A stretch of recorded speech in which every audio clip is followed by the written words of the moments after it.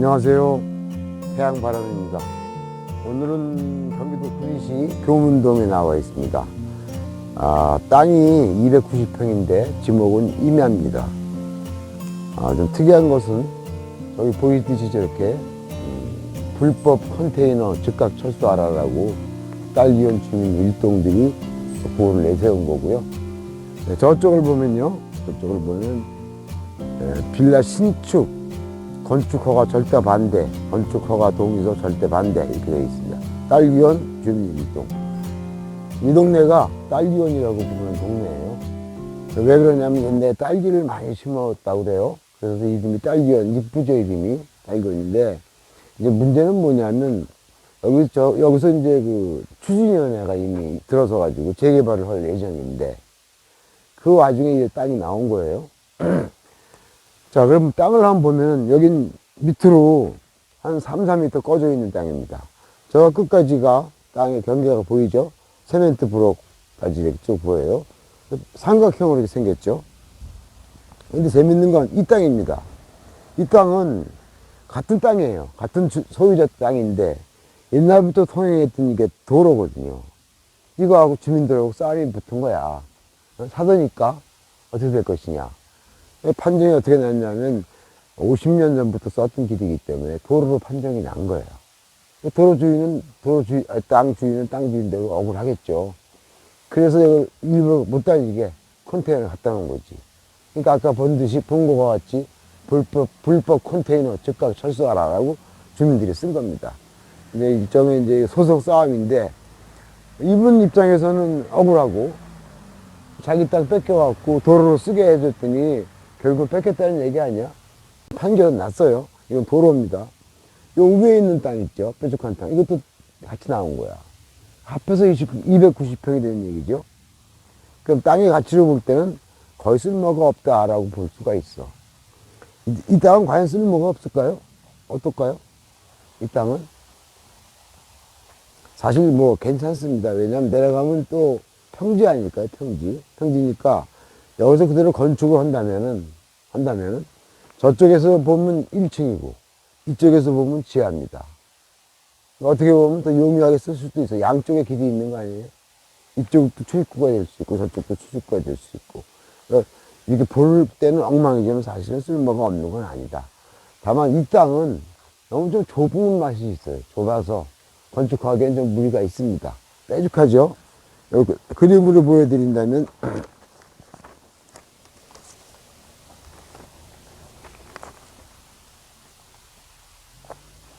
이렇게 된 거네요. 이렇게 됐는데 도로가 이렇게 있는데 이 땅을 말하는 거잖아.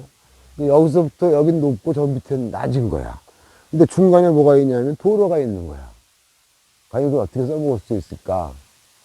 저긴 높고 이 밑에는 낮은데 그 옆에도 도로가 이렇게 갔잖아요. 저 땅이 보이죠? 저까지예요. 저까지 이렇게.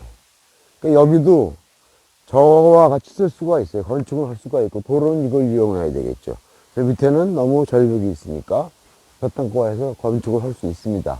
이 두 개 땅을 쓸 수 있고, 다만 이 땅은 도로 지정을 받았으니까 컨테이너 있는 땅은 도로 지정을 받았기 때문에 써먹을 수 없다 하더라도 이거는 이거 저건 써먹을 수 있다. 근데 우리는 그걸 노리는 게 아니고 사실은 이것이 재개발이 됐을 경우에 이게 필지가 하나, 둘, 셋, 네 개입니다. 네 개를 이 필지를 갖다가 네 개를 하면 네 개의 딱지가 나올 수 있다는 얘기 아니겠어요? 만약에 된다면 추진이 돼서 조합이 결성돼서 사업 시행 인가가 떨어지면 네 개의 딱지를 받을 수 있는데 우리가 법적으로 볼 때는 10제곱미터부터는 무조건 딱지가 나오게 돼 있어요. 땅만 나왔어도 건물 없어도 90제곱미터니까 하여튼 몇 개의 필지로 나눌 수가 있어요. 그 딱지가 하나씩 다 나온다는 얘기죠. 그 가치를 과연 찾을 수 있을까? 해서 된다면은 도전을 해볼 수 있지 않을까 생각을 합니다. 만약에 그게 안 되면은 이 땅을 그대로 써서 건축을 해야 되겠죠. 충분히 가능합니다. 가능하고 그런 면에서 한번 살펴보도록 하겠습니다. 네, 감사합니다. 안녕하세요. 사무실로 돌아왔습니다. 지금 금방 갔던 거 구리시 교문동에 있는 토지 290평이요. 그거에 대한 마지막 마무리를 좀 지으려고 하거든요. 보다시피 땅을 보셨겠지만 땅이 못생긴 편이죠. 땅이 뚝 떨어졌어요. 한 4, 5m 뚝 떨어진 땅이다 보니까 일부는 위에 올라와 있고 일부는 밑에 깔려 있는 땅 아니에요. 여기가 재개발이 된다는 확정은 아직 없습니다. 다만 추진 중인데 그것의 결과에 따라서 땅의 가치도 틀려지겠죠. 이 땅은 지금 290평으로서 약 600만 원 넘게 평가가 됐어요. 그건 왜 그러냐면 재개발한 데는 소음이 돌아가지고 조금 높게 된 것 같습니다. 옛날에 1000만 원까지 간 적도 있었어요. 요새 재개발이 좀 주춤하면서 가격이 다시 안정되긴 했는데, 자, 이 땅은 땅 모양으로 볼 때도 많이 더 떨어질 가능성도 많이 보입니다. 자, 우리는 어떤 관점에서 봐야 되냐면, 우선 재개발이 된다면, 재개발이 있고, 재건축이 있고, 또 뉴타운이 있고, 신도시도 있고, 또 재생사업도 있어요. 점점 복잡해지게 많아집니다. 이런 거에 관심을 가져야 돼요. 이거 모르면 안 돼. 앞으로 서울 및 경기도는 다 앞으로 100년, 뭐 200년까지도 재개발, 재건축입니다. 그래서, 자, 그럼 왜 그걸 알고 있어야 되냐면, 보상 방법이나 이런 방법들이 다 틀리기 때문에 그런 거야. 일단, 동네를 가서, 이렇게 동네가 낙후되고, 옛날 동네 같은 경우엔, 첫째, 도로가 잘 안 돼 있잖아요. 도로가 꾸불꾸불하고, 심지어 좁고, 그렇단 말이야. 이런 데는 기반시설부터 싹 해야 되죠.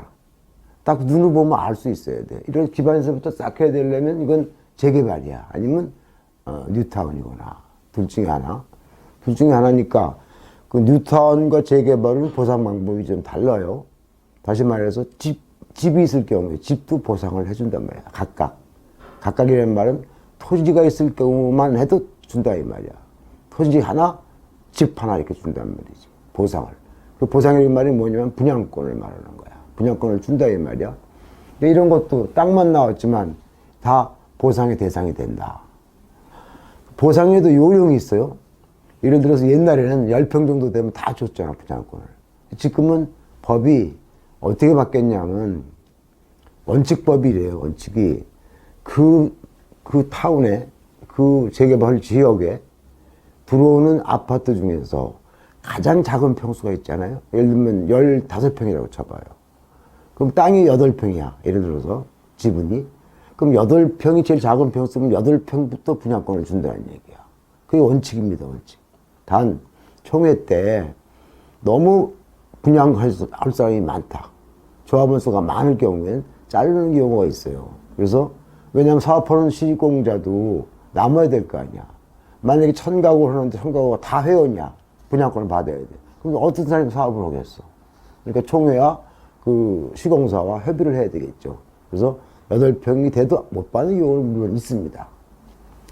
근데 그 중에서 최고 기본법이 뭐냐면 90제곱미터 이상은 무조건 주게 돼 있어요. 그게 27평에 약 27평이기 때문에 그 이상이 되면 무조건 준다. 그래서 290평 같은 경우는 27평으로 나눌 필요가 있겠죠. 그럼 약 10개가 나온단 말이야. 그죠? 10개가. 자르면. 10개가 나오면 10개의 각각 분양권을 줄 수가 있다는 얘기죠. 다만, 저 법은 좀 들여다봐야 됩니다. 지분 쪼개기가 2003년도에 제정됐어요. 지금까지는 여기는 조합이 결성되지 않았기 때문에 이런 상태에서도 지분 쪼개기가 되나 안 되나를 최근 좀 들여다봐야 됩니다. 그렇죠? 그 다음에 2003년도에는 주로 집을 쪼갠 경우가 많았거든요. 이건 땅인 경우니까 한번 책을 들여다보는데 그게 통과된다면 10개까지도 분양권이 나올 수 있나를 검토해 보셔야 돼요. 그러면 상당한 부가 있겠죠? 10개라면. 그 방법이 안 된다면 이 땅은 과연 쓸모가 없는가? 자, 여기 일종 주거지역입니다. 그러면 건폐율이 60%고 용적률이 150%야. 더 중요한 게 용적률이거든요. 용적률이라는 것은 건물 전체를 말하는 거예요. 전체의 크기를 말하는 거잖아요. 그러니까 용적률이 큰 게 가장 중요한 거야. 이 땅을 여기서 반듯하게 깎아버리면 밑에 한 2층 정도의 공간이 나오죠.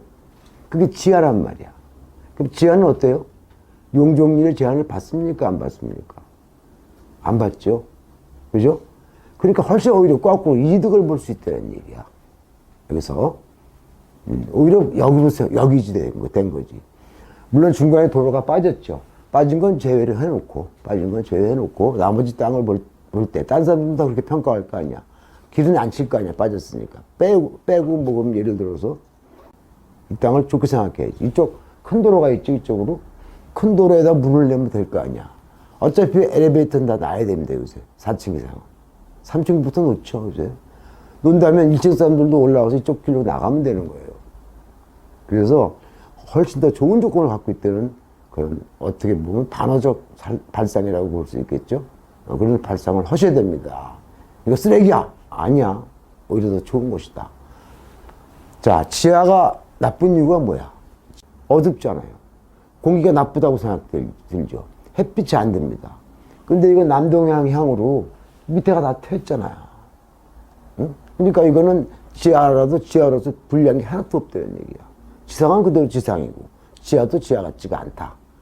우리가 탐색할 때, 그런 넓은 눈을 가지려면 여기서 기본 지식이 필요하다는 거. 그 다음에 그 새로운 발상을 항상 갖고 생각하려는 거 말씀드리면서 마치겠습니다. 감사합니다.